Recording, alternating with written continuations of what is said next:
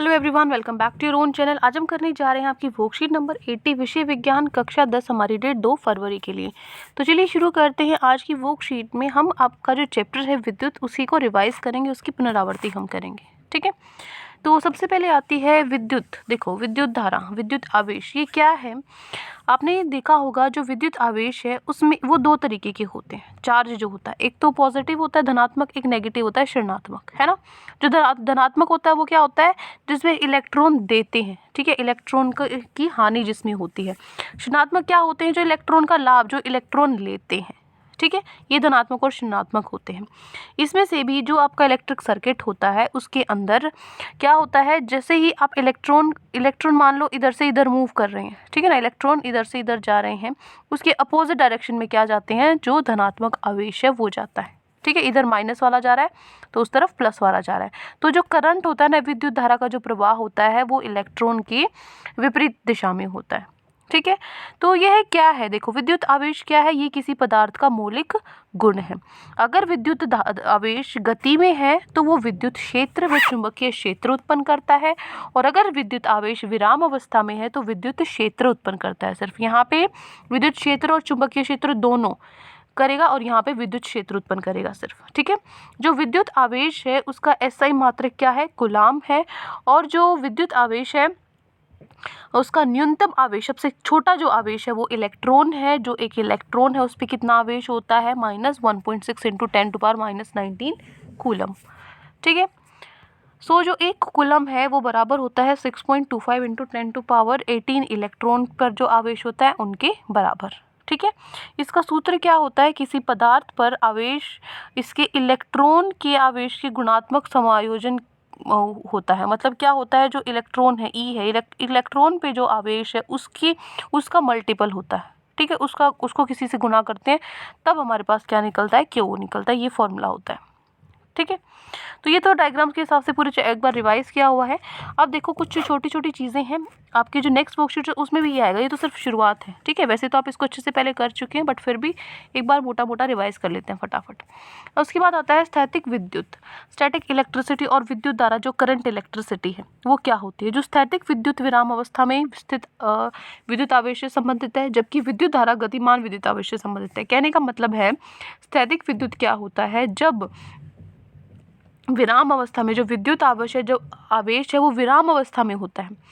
ठीक है, विद्युत आवेश जब विराम अवस्था में है तो क्या होगा? स्थैतिक विद्युत है। ठीक है, और अगर वो गतिमान है, गति है उसके अंदर, तो वो क्या होगा? करंट, विद्युत धारा होगा। ठीक है, फिर है सुचालक और कुचालक। सुचालक क्या है? वो पदार्थ है जो विद्युत आवेशों को आसानी से प्रवाहित होने देते हैं। मतलब जिसके अंदर से करंट पास हो सकता है, जो ये आवेश है इनको अपने अंदर से गुजरने देता है, वो होते हैं सुचालक। तो एक सुचालक धारा के प्रवाह के लिए बहुत कम प्रतिरोध प्रदान करता है। ठीक है, सुचालक क्या होता है? प्रवाह के लिए प्रतिरोध कम होगा। प्रतिरोध क्या होता है? जो करंट को, जो विद्युत धारा को रोकता है। तो ये कम होगा तो विद्युत धारा कम रुकेगी और उनका प्रवाह होगा। तो जो जिसमें विद्युत धारा का प्रवाह होता है वही सुचालक होते हैं। ठीक है, उदाहरण के लिए जैसे तांबा, चांदी, एल्यूमिनियम आदि, ये सब हो गया। क्लियर? उसके बाद है कुचालक। कुचालक क्या होता है? एक पदार्थ जिसमें उच्चतम प्रतिरोध होता है, वह विद्युत प्रवाह को प्रवाहित नहीं होने देता है, इसे कुचालक कहते हैं। उदाहरण के लिए रबड़, कांच, प्लास्टिक, एबोनाइट आदि। मतलब जिसके अंदर से विद्युत धारा प्रवाहित नहीं हो सकती वो कुचालक होते हैं। ठीक है, जिसके अंदर से करंट पास नहीं करता। क्लियर?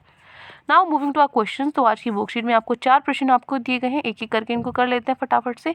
पहला प्रश्न है, स्थैतिक विद्युत विद्युत धारा से कैसे भिन्न है?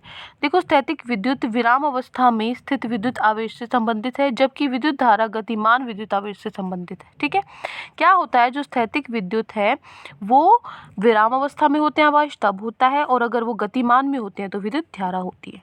ठीक है, ये हो गया आपका क्वेश्चन नंबर 1। नेक्स्ट है क्वेश्चन नंबर 2। दूसरा क्वेश्चन है कि इलेक्ट्रॉन पर आवेश लिखिए, उसका एसआई मात्रक लिखिए। तो एक इलेक्ट्रॉन है, उस पर आवेश होता है -1.6 इंटू 10⁻⁻19, और उसका एसआई मात्रक होता है कूलम। ठीक है, कूलम होता है वैसे तो। ठीक है, ये होता है कूलम। ठीक है, इस तरीके से कूलम। आप अपने बुक में देख लेना क्या लिखा हुआ है। क्लियर? तो ये हो गया आपका क्वेश्चन नंबर 2। ये चार्ज आपको याद रहना चाहिए, आपकी जो न्यूमेरिकल्स है उसमें भी ये काम आएगा। नेक्स्ट है क्वेश्चन नंबर थर्ड, तीसरे क्वेश्चन में है किसकी मात्रा अधिक है, एक कूलाम आवेश की या फिर एक इलेक्ट्रॉन पर आवेश की। तो देखो जो एक कूलाम आवेश है वो बड़ा होता है। क्यों बड़ा होता है? क्योंकि जो एक कूलाम है वो तो होता है 6.25 × 10⁻18 इलेक्ट्रॉन के बराबर, जबकि जो एक इलेक्ट्रॉन है वो 1.6 × 10⁻−19 कूलम आवेश होता है। तो कौन सा बड़ा है इन दोनों में से? ये बड़ा है, तो एक कूलम आवेश बड़ा होता है। ठीक है। नेक्स्ट है क्वेश्चन नंबर फोर्थ क्वेश्चन है विद्युत परिपथ में इलेक्ट्रॉनों की प्रवाह की दिशा क्या होती है।